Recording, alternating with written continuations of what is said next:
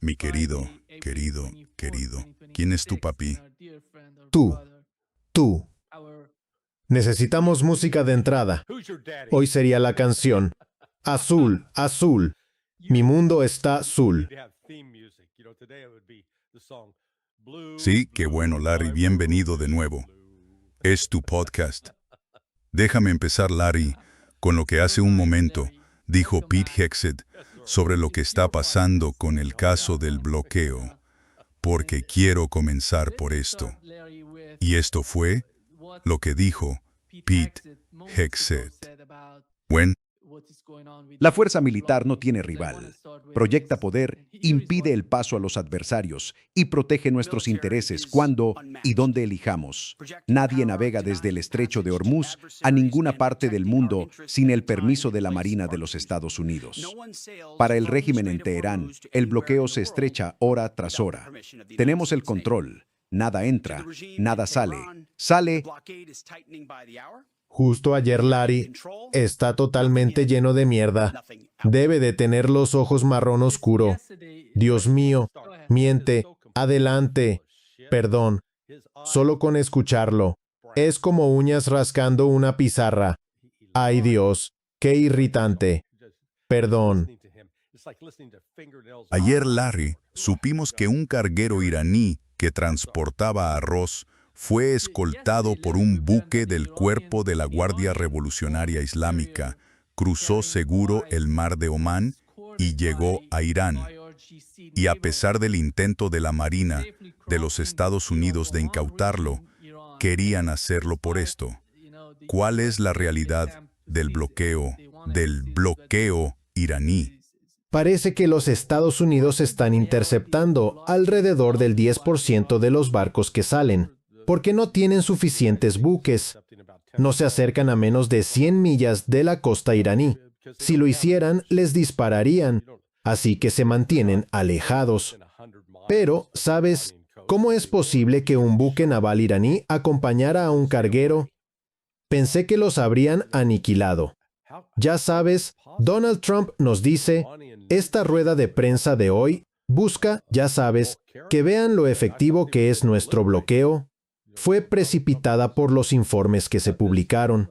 Sabes, hay una empresa independiente que sigue el tráfico marítimo y reportó que 34 barcos ya habían salido de Irán, que zarparon y no fueron detenidos. Entonces, esto es, ya sabes, Pete Hegseth intentando decir, oh, eso no es cierto. Les voy a demostrar que somos duros. Estábamos en todas partes. Somos grandes, somos peligrosos. Un día de estos, los Estados Unidos se van a dar de bruces. Y entonces nos vamos a regodear de su desgracia. Larry, las dificultades que la administración de Donald Trump intenta causar a la economía iraní no son algo nuevo. Irán sabe cómo lidiar con ese tipo de dificultades. Mencionaste el 10%. Supongamos eso. ¿Cómo va a presionar eso a Irán a largo plazo? Creo que es porque tú haces algo contra Irán y recibes algo a cambio. Eso muestra cómo Irán es capaz de responder a Estados Unidos. ¿Cómo va a influir eso? ¿Cómo va a presionar a la administración Trump? Creo que ni siquiera son comparables. Porque... Adelante, ¿cómo lo entiendes tú? Mira, al norte de Irán está el mar Caspio, así que tiene acceso marítimo directo a Rusia. Puede enviar mercancías a través de Rusia. Armenia, no la incluyo. Armenia también tiene conexiones. Pero el problema con Armenia es que, según informes, aceptaron permitir que sus aeródromos sean usados por Estados Unidos si vuelven a estallar hostilidades con Irán. Con artes mestamintas timoteres, que es que sus aeródromos sean usados por Sí, este es el tuit que publicó Donald Trump. Y luego lo borró. Dijo que Armenia, sí, entienden la situación en Oriente Medio. Quieren ayudarnos. Y nos van a ayudar muchísimo. Armenia nos ayudará mucho si atacamos a Irán. Y Armenia se va a llevar una paliza si hace eso, porque Irán y probablemente Rusia también tomarán medidas contra Armenia. Pero la cuestión es, Irán no está cercado ni por el norte ni por el oeste. También tiene a Turkmenistán y Pakistán. Pueden pasar por Pakistán. El puerto de Karachi está ahí. Así que Irán no está bloqueado. No es como el bloqueo impuesto a Cuba durante la crisis de los misiles. Me parece, la cifra que escuché fue como 77 barcos, quizá 115, que Estados Unidos rodeó allí. Estados Unidos ahora mismo tiene quizá entre 15 y 20 barcos, lo cual suena mucho. Bueno, sal al océano y mira lo más lejos que puedas, en ambos sentidos, ya sabes, unas 5 millas. Y estamos hablando de cientos de millas. Así que intentar rastrear todos esos barcos es, ya sabes, cuestión de cantidad. Envías 30 barcos y Estados Unidos no tiene 30 unidades asignadas a cada uno para intentar abordarlos. Simplemente no las tiene. Y una vez que los abordan, ¿qué? Entonces tienes que asignar recursos para controlar el barco y la tripulación. No lo han pensado bien. Creo que Irán ahora mismo opera como un narcotraficante. Un narcotraficante en México manda su producto, su heroína o su cocaína hacia Estados Unidos. Se intercepta el 10%.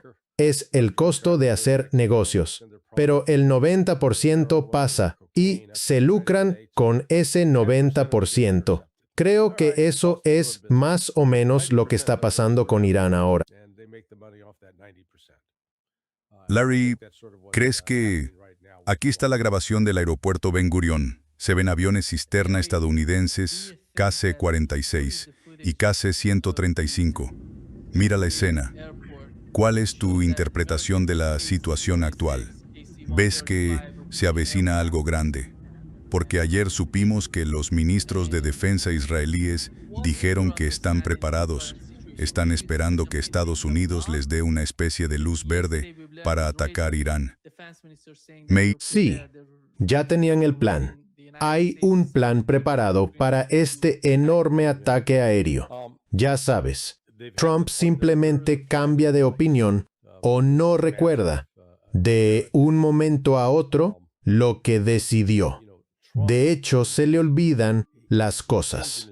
No puedo descartar que sigan adelante y decidan lanzar un ataque, por ejemplo, para el domingo. Pero hay otra parte de Trump que entiende que quiere intentar desescalar. Como dijo ayer, no voy a usar armas nucleares. Nadie debería usar jamás armas nucleares. Bueno, eso fue bueno oír. Pudo haber sido provocado en parte por eso, ya sabes, cuando publiqué la información que había recibido de que existía ese tema sobre el uso de armas nucleares, que quería usarlas o se hablaba de usarlas, y el general Kane dijo, no, deténganlo. Sus respuestas ayer en esa rueda de prensa pudieron haber sido provocadas por esos informes, porque escuché por Robert Barnes que él luego consiguió confirmaciones adicionales de otras fuentes. Así que eso sí ocurrió. Realmente no sentí que tuviera una confirmación sólida hasta ayer. Informé lo que había oído, pero eso era todo. Pero ya sabes, claramente, una vez que se supo que Trump hablaba así, eso generó presión adicional. Hay gente que cuestiona su criterio. Esos KC-135 están ahí para el reabastecimiento en vuelo. Y, ya sabes, si Estados Unidos decide lanzar nuevos ataques aéreos en Irán, probablemente el aeropuerto Ben Gurion sea atacado. Irán no se queda de brazos cruzados. Están conteniendo su fuego, pero listos para responder al instante. Y creo que, debido a que hay un alto el fuego vigente, esa es una de las razones por las que creo que Irán no ha tomado represalias atacando un barco hasta ahora. Eso llegará más adelante. Pero por ahora hay protestas. No están realizando acciones violentas contra Estados Unidos. Terry, antes de que esta operación comenzara en junio de 2025, antes de la primera ronda de la guerra, J.D. Vance salió y dijo que esta guerra va a ser diferente. No vamos a hacer lo mismo que en Irak y Afganistán. Donald Trump no es como los presidentes anteriores de Estados Unidos. No es tonto. Ellos eran tontos. Y él es inteligente. Va a hacerlo a lo grande y con estilo y lograr algo en poco tiempo. Volviendo al momento que mencionaste, cuando informaste que Donald Trump hablaba sobre el uso de armas nucleares, ¿cómo se explica eso a la gente que escuchó a J.D.? ¿Cómo se concilian las declaraciones de Vance en junio de 2025 con el informe que nos diste ahora sobre el uso de armas nucleares y la desesperación dentro de la administración? Bueno, Trump es, ya sabes, hice una entrevista la semana pasada con Robert Barnes y está publicada en Countercurrents. La gente debería verla si no lo ha hecho, porque Robert estuvo en Washington en enero. E incluso en enero, distintos miembros de la administración Trump se le acercaban porque él, ya sabes, está conectado a ese círculo y expresaban grave preocupación por el estado mental de Trump. Se había vuelto cada vez más irritable. No tenía control de su temperamento, gritaba a la gente, olvidaba que había dicho algo. Estaba incurriendo en lo que se llama confabulación, donde decía cosas como ayer. Dijo, bueno, ya saben, tenemos dragaminas ahora mismo limpiando las minas en el estrecho de Hormuz. No, no las tenemos. Porque si los dragaminas estuvieran allí, serían atacados. Entonces, ya sabes, él responde, sí, eso es lo que está pasando. Así que, este declive mental, ya sabes, la gente piensa que muestra indicios de demencia del lóbulo frontal, del lóbulo prefrontal. Así que, básicamente, la parte frontal del cerebro empieza a atrofiarse. La parte frontal del cerebro es importante para la ansiedad, para tus filtros sociales que te indican qué es apropiado decir, qué no, cómo comportarte y cómo relacionarte con los demás. Además, muestra signos físicos. Cuando se pone de pie, tiene un yeso y se inclina hacia adelante. Es alarmante. Trump siempre ha sido narcisista y parte de ese narcisismo es que es terriblemente inseguro y...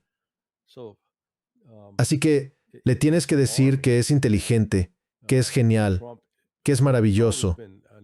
Pero ahora se agrava porque tiene un problema serio con sus capacidades mentales. Voy a seguir hablando de esto.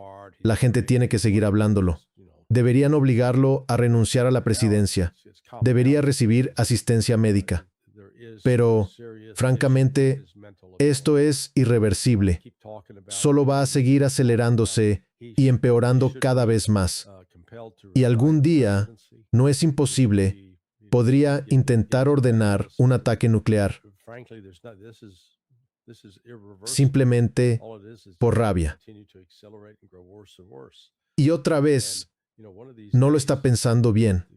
Se le han ido las habilidades de pensamiento crítico.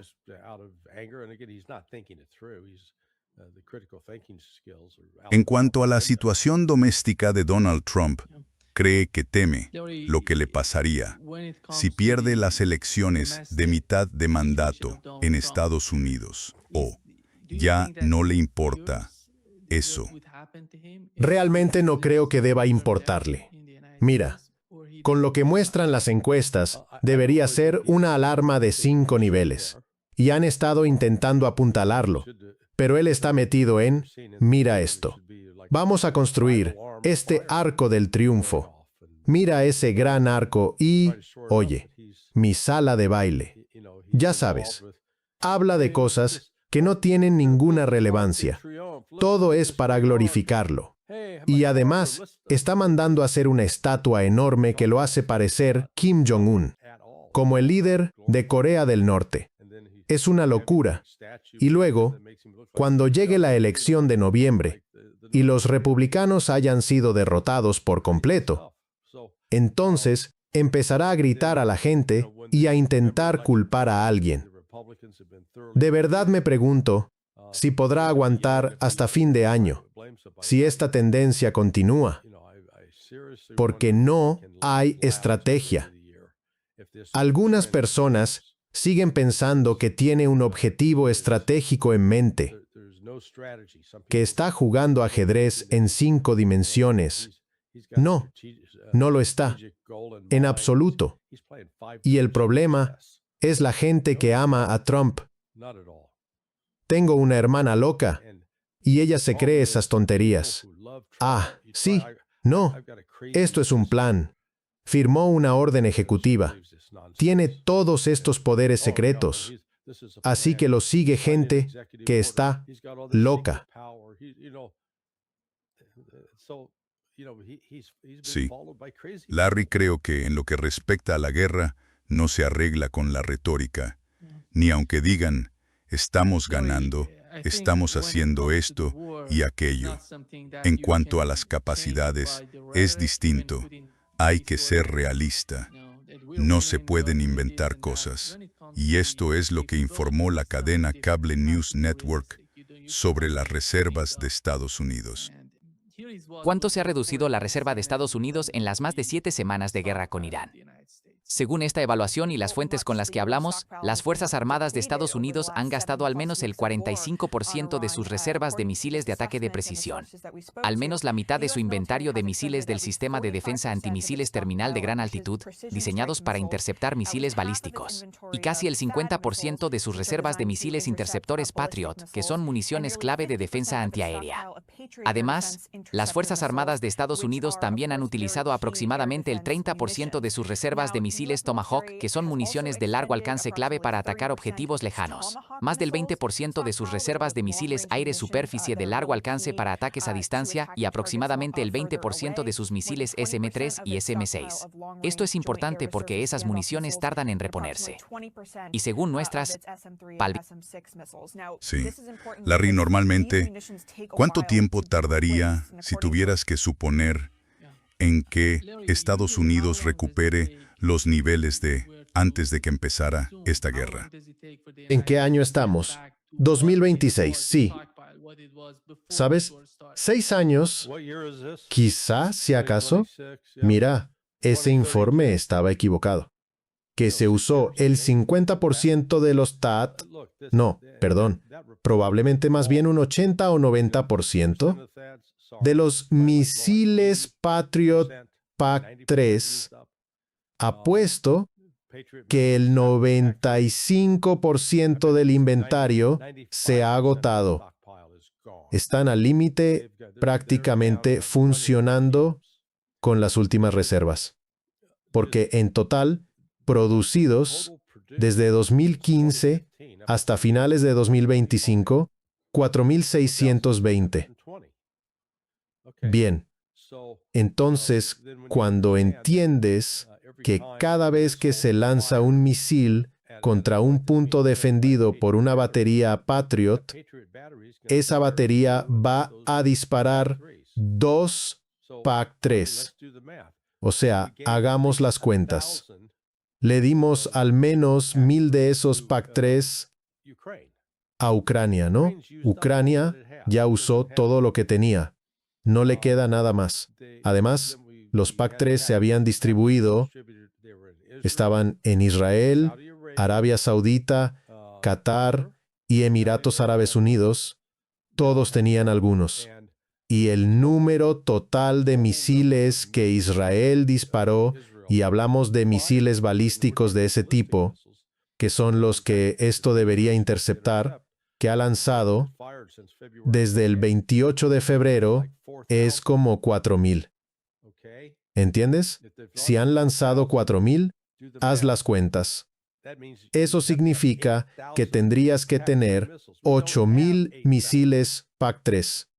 No tenemos 8,000, así que dije que está virtualmente agotado. Y el problema de producción es Los TAT se producen a una tasa de 9 al mes, quizá 10, y los PAC-3 se producen a un ritmo de unas 50 al mes, quizá hasta 60. Y uno de los grandes problemas es que gran parte de los suministros críticos, los materiales usados para construir esos misiles, vienen de China, y China ahora ha ralentizado y dejado de entregar algunas de las tierras raras y otras cosas. Así que Estados Unidos no es como una fábrica que funciona solo al 20% y solo tendrías que, ya sabes, subir la potencia y entonces llegaría al 100%. No tienen esa capacidad. Así que pasarán años antes de que repongan esos inventarios, si es que lo hacen.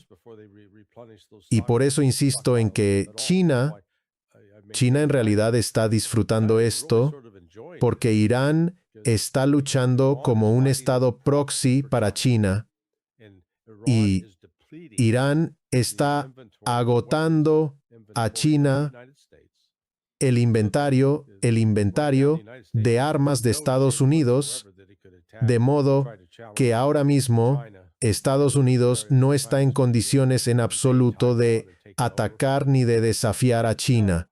Hay escenarios en los que China va a invadir Taiwán y tomarlo. No, China va a seguir sacándolos a cenar y coqueteándolos, conquistándolos, por así decirlo, que creo que quizá dentro de 1 o 2 años Taiwán por sí sola va a decir esta relación.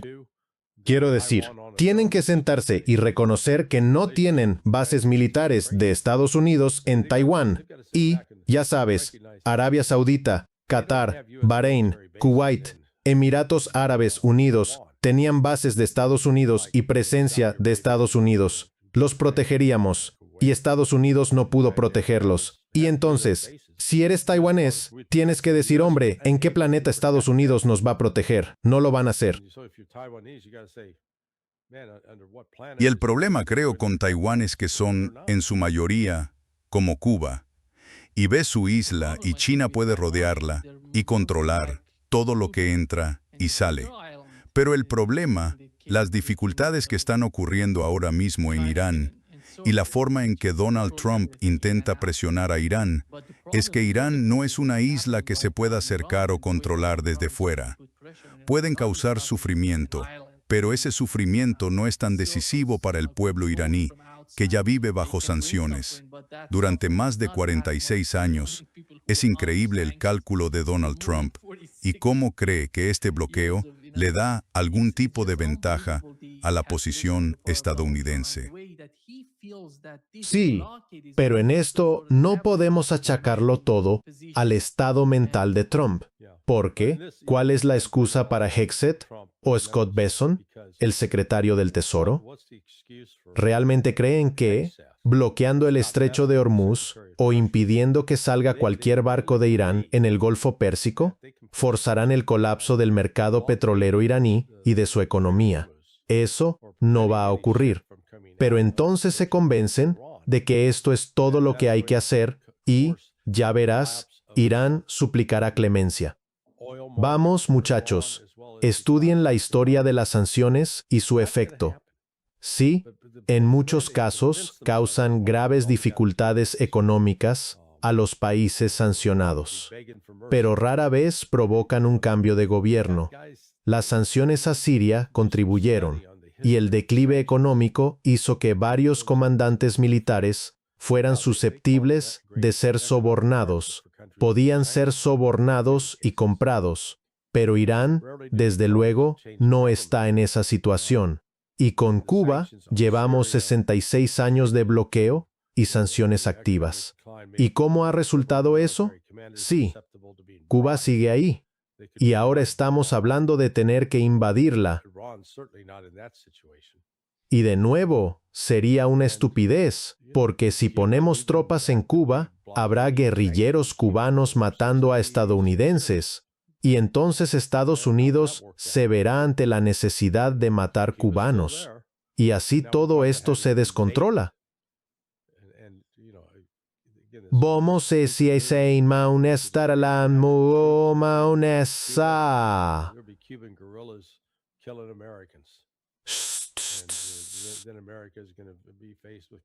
Larry, desde que esta administración llegó al poder, Pete Hegseth ha despedido a más de 35 funcionarios y comandantes, y el último fue el secretario de la Marina.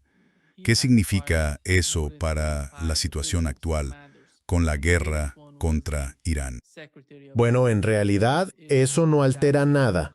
Despedir a Phelan no afecta la logística ni el suministro de los barcos que están allá, porque Phelan no está en la cadena de mando. Cuando hablo de la cadena de mando operativa, las órdenes salen, en este caso, del mando central. Son aprobadas por el Estado Mayor Conjunto. Se colocarán en la línea de destinatarios, pero al secretario de la Marina se le informa. Pero eso es todo. Realmente no tienen poder para ordenar enviar nuevas fuerzas ni para mandarlas a realizar ciertas acciones.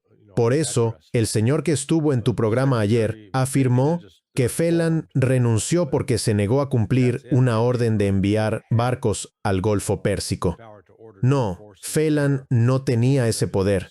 El secretario del Ejército, Driscoll, no tiene ese poder sobre las fuerzas terrestres. El secretario de la Fuerza Aérea no tiene el poder de desplegar aviones de un lado a otro. Su trabajo es más o menos asegurarse de que se ocupen de los presupuestos, del reclutamiento y, digamos, de la gestión interna, pero no participan en las operaciones reales en absoluto. Más o menos asegurarse de que se ocupen de los presupuestos del reclutamiento. Pero, ¿ves algún tipo de unidad bajo Pete Hegseth en lo relativo a la guerra?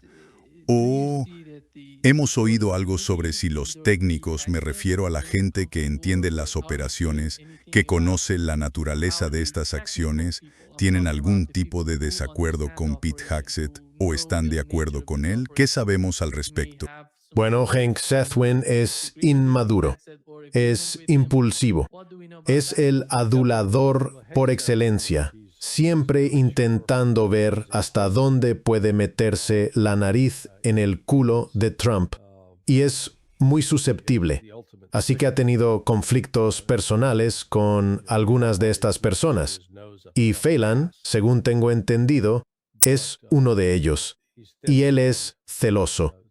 Hegseth también es inseguro, y Hegseth tiene muchos rasgos negativos. Y, en general, cosas que no quieres en alguien que va a dirigir, en este caso, el llamado Departamento de Guerra. De nuevo, cambiarlo de defensa a ofensiva envía la señal al mundo de que los Estados Unidos van a ser el agresor. Es una violación total de todo lo que los Estados Unidos debían ser, al menos según la visión incluso de John Adams. Así que Hegseth está haciendo limpieza. Busca a gente que ideológicamente vaya a respaldar la agenda de Trump, sin importar lo loca o peligrosa que sea. Y, ya sabes, eso es lo que está en marcha.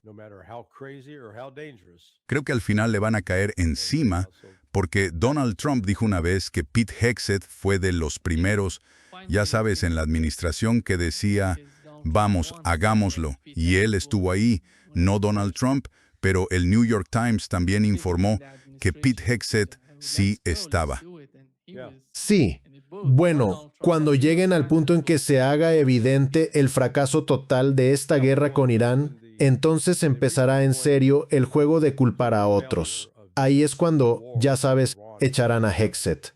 Lo culparán. Me mentiste. No me lo dijiste, ya sabes, ese tipo de cosas. A Trump no le gustaba oír eso. Hubo otras personas que le dijeron que no lo hiciera. Los ignoró. Y como apuntas, en el New York Times ya lo dejaron claro. Mencionan a J.D. Vance, Marco Rubio, John Ratcliffe, como, ya sabes, las voces que decían, oh, no, probablemente no deberíamos hacer esto. No es una buena idea. Y Hegseth dijo, sí, hagámoslo. Él fue el único. Sí. Larry, esto es lo que tuiteó Donald Trump hace apenas 2 días. Dice que el liderazgo en Irán está fracturado. Tenemos 2 bandos. Uno de ellos quiere llegar a un acuerdo. El otro no quiere. Así que vamos a ir tras los que no estén dispuestos a hacer un trato y matarlos a todos. ¿Quién le está proporcionando este tipo de información falsa? Creo que quieren destruirlo desde dentro. Cuente en Nista Satsinten Yintayunmentayunen. Sí, la Agencia Central de Inteligencia. Quiero decir, esto es obra de la Agencia Central de Inteligencia o de los israelíes. Así que los israelíes nos proporcionan la inteligencia a través de lo que llaman canales de enlace. Y luego la Dirección de Operaciones, la que maneja las fuentes humanas clandestinas, publica el informe. Y ahora está ahí fuera, según una fuente bien informada.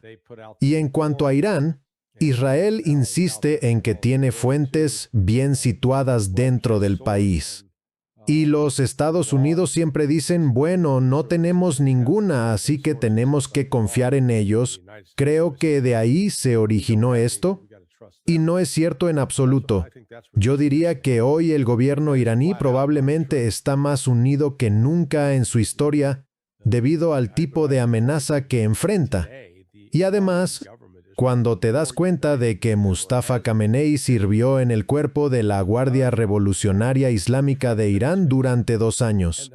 Luchó en al menos 4 batallas importantes en 1987 y 1988. El jefe del legislativo se llama Ghalifa.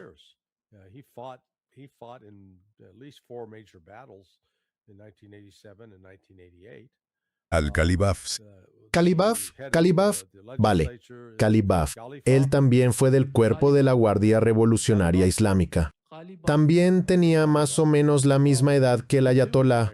No sé si se conocían en esa época, pero tienen un lazo en común, hombre. Estuvieron en guerra con Irak, una guerra financiada y apoyada por los Estados Unidos. Y luego está el actual comandante del cuerpo de la Guardia Revolucionaria Islámica. Entonces, ya sabes, el cuerpo de la Guardia Revolucionaria Islámica sí tiene a varias personas en puestos clave. Y no ves a Arachi ni a Poseshkin volviendo y diciendo que están equivocados o que persiguen una agenda independiente. Absolutamente no. Los respaldan por completo. Así que sí, esto es solo propaganda israelí. Larry, cuando miras la situación en Oriente Medio, ¿crees que el bloqueo está ejerciendo presión sobre los Emiratos Árabes Unidos y Arabia Saudita? Esos países, ¿cómo se sienten ante este bloqueo? Al fin y al cabo, sabemos que Donald Trump, nos enteramos apenas la semana pasada de que los Emiratos Árabes Unidos se están quedando sin efectivo, y otro punto es que la incautación de estos petroleros está afectando a los Emiratos Árabes Unidos, porque Irán está evitando algunos de los petroleros que se dirigen allí. ¿Cómo los va a afectar eso a largo plazo, en tu opinión, si vemos a ambas partes seguir con esta situación? Bueno, mira, la realidad es que Irán controla lo que entra y sale del estrecho de Hormuz. Los Estados Unidos no.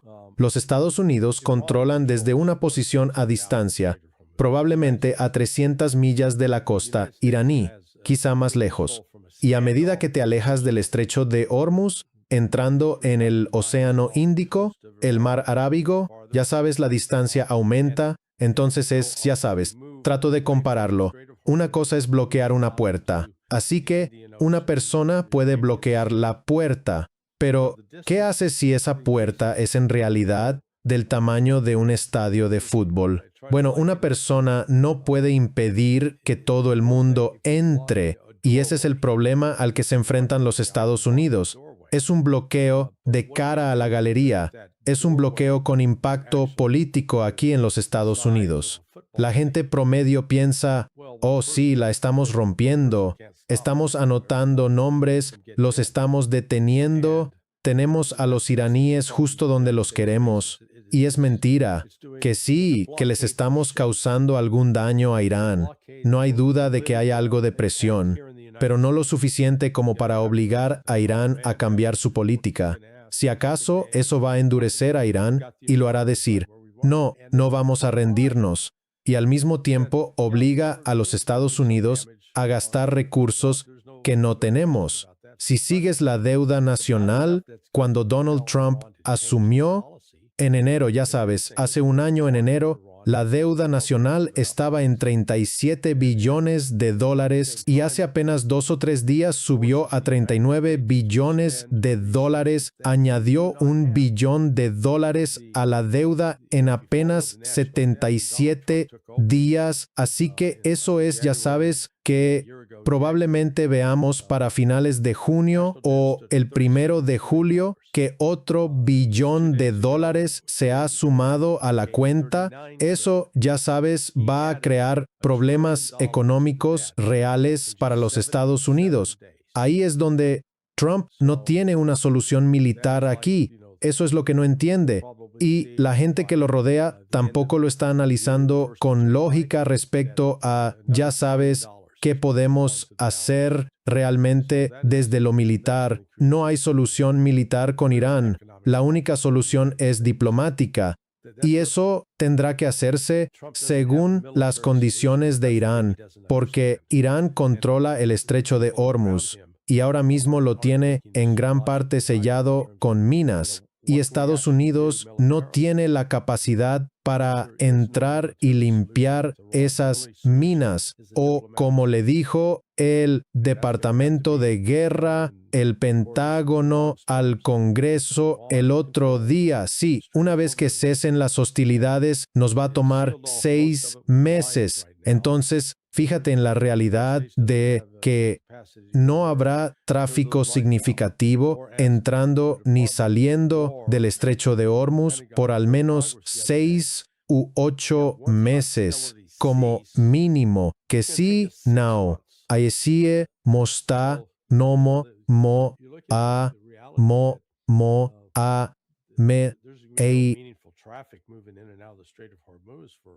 Hoy el ministro de Relaciones Exteriores de Irán anunció que se dirige a Islamabad, Pakistán, luego a Mascate y finalmente a Rusia. Dijo que nuestros vecinos son la prioridad, según publicó el ministro de Relaciones Exteriores de Irán en su cuenta de X. Y Pakistán, parece que van allí para hablar de coordinar con ellos. ¿Y cuál es la importancia de este viaje, en su opinión? ¿Qué intentan decirle a Pakistán, a Mascate y luego a Rusia? ¿Y cuánto de esto forma parte del nuevo arreglo, del nuevo mecanismo del estrecho de Hormuz?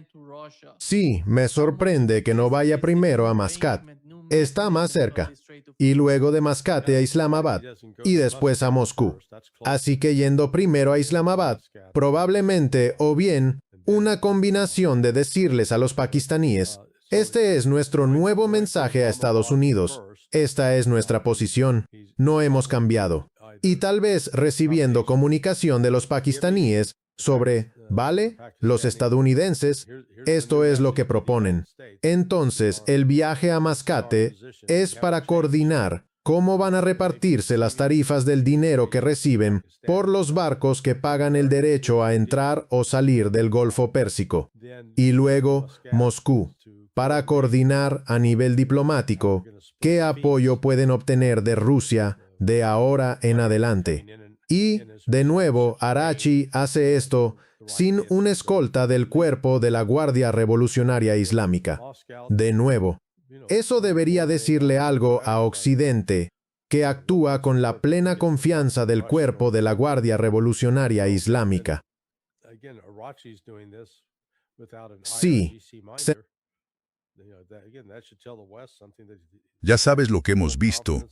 Tienen una resolución en el Parlamento y quieren votarla.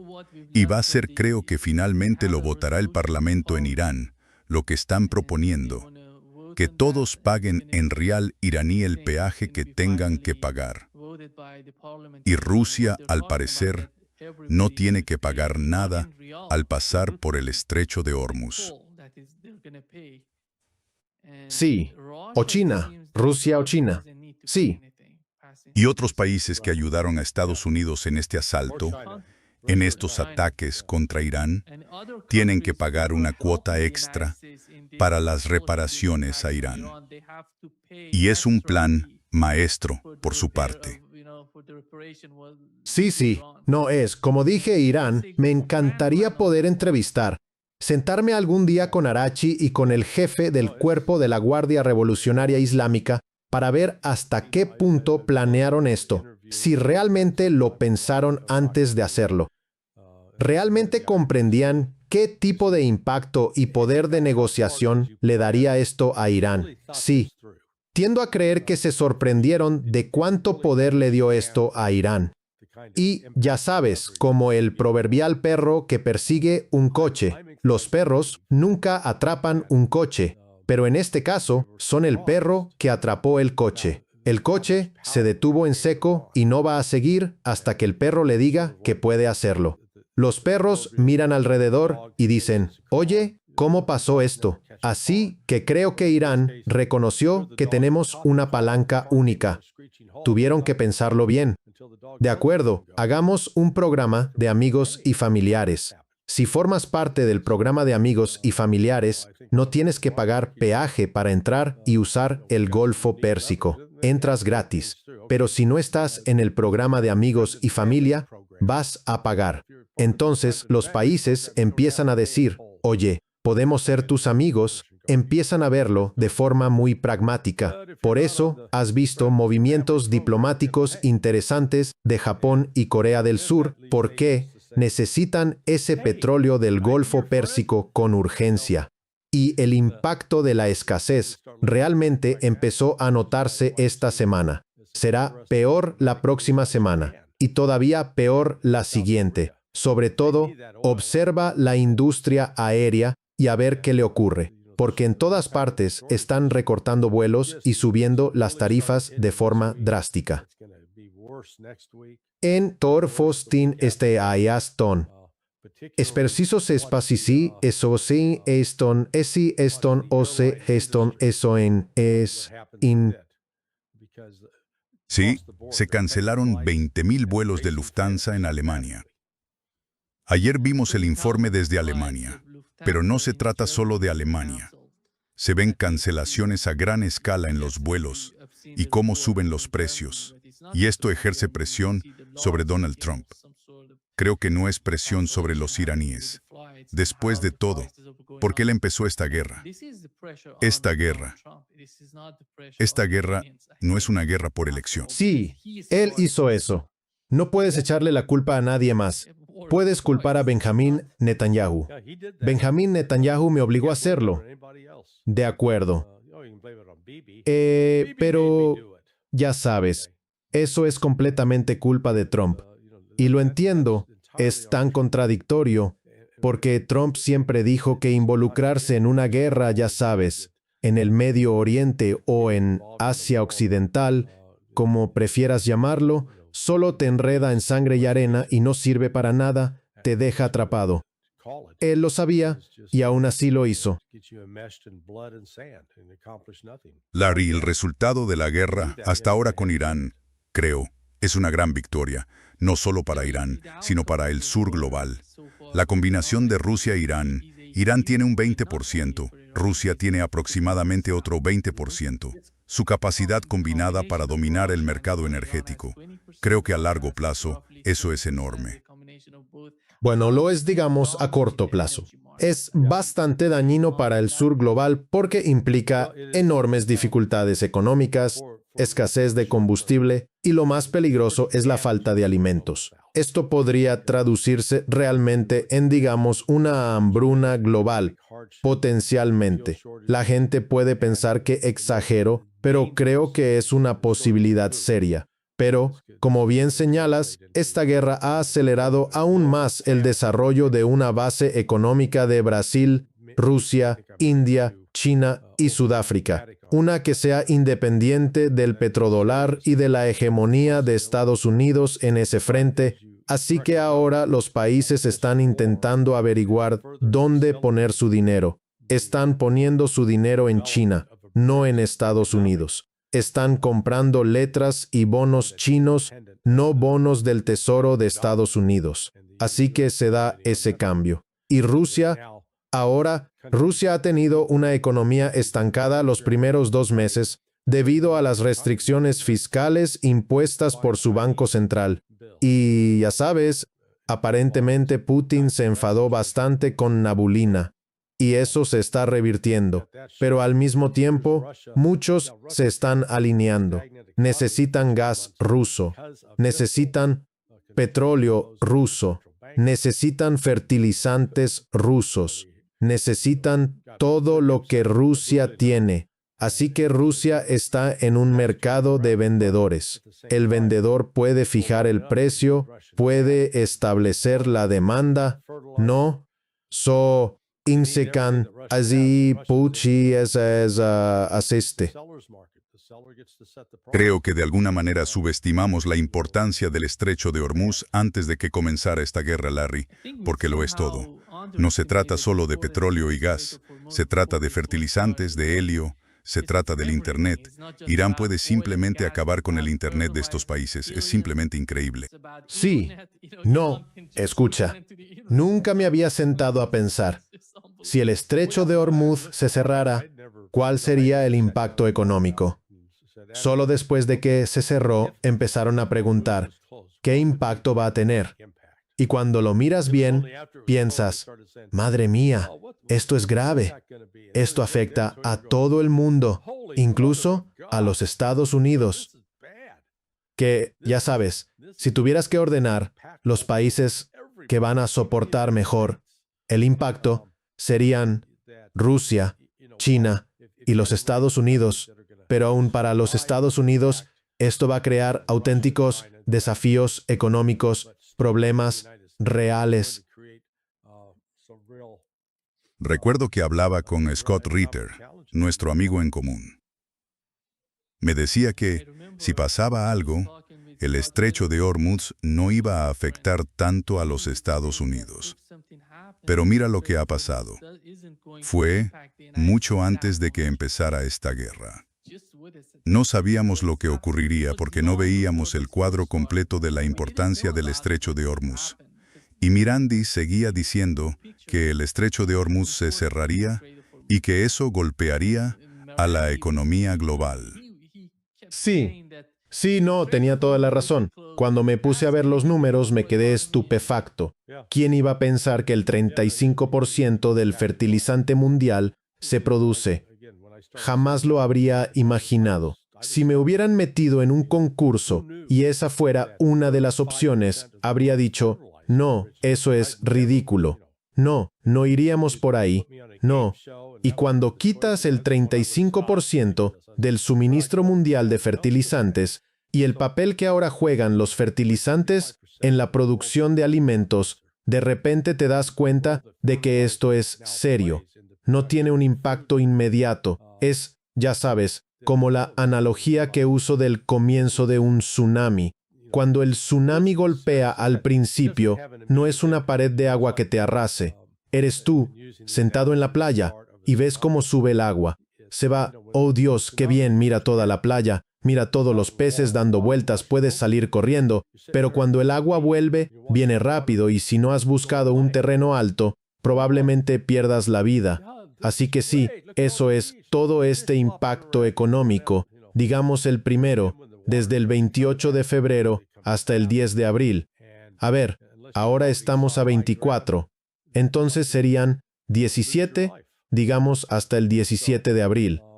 Ese fue el periodo en que el agua se estaba retirando. Ahora empieza a volver, y a medida que vuelve, se va a acelerar, acelerar, acelerar, y las consecuencias económicas irán empeorando día tras día. Pose, Pogos, Entalkem, Ayari. Cese, Esama, Cese de Ciel 7 do. Larry, ¿crees que Europa está encontrando una salida a la situación del estrecho de Hormuz sin los Estados Unidos?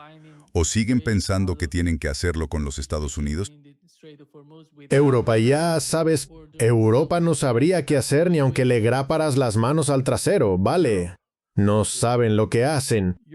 Se han dividido, esto es, llamémoslo, la caída secundaria del cierre del estrecho de Hormuz, porque los Estados Unidos exigieron apoyo de la Organización del Tratado del Atlántico Norte, y la Organización del Tratado del Atlántico Norte dijo, no, no es nuestro problema. Y ahora Trump quiere castigar a España, expulsarla de la Organización del Tratado del Atlántico Norte. Supuestamente, una de las recomendaciones del Departamento de Defensa de los Estados Unidos.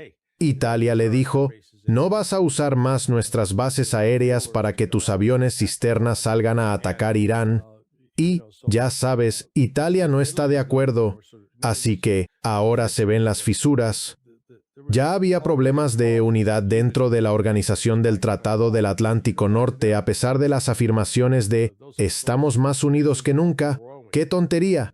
Esas divisiones están creciendo, las fisuras se están ampliando y, ya sabes, desde el punto de vista ruso, lo están observando con gran interés mientras la Organización del Tratado del Atlántico Norte se desmorona.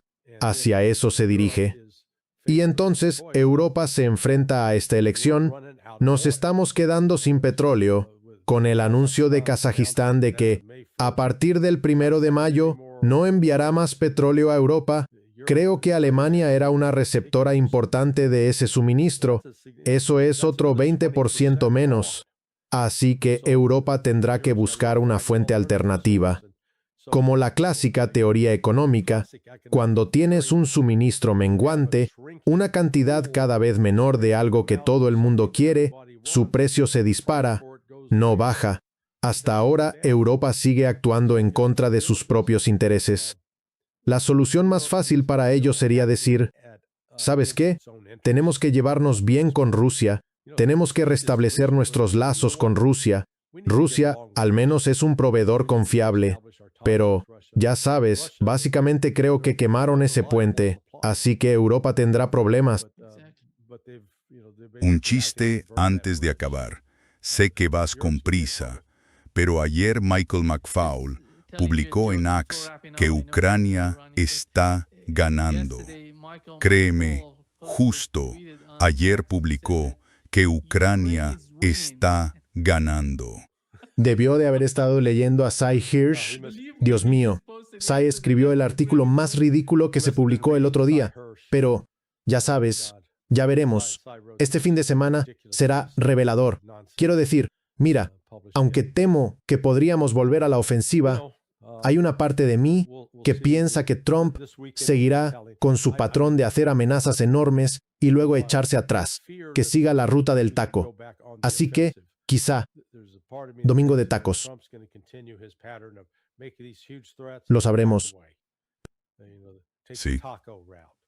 Muchas gracias, Larry, por acompañarnos hoy. Un placer. Todos los que nos ven hoy se van con el ánimo decaído, todos con camisetas azules.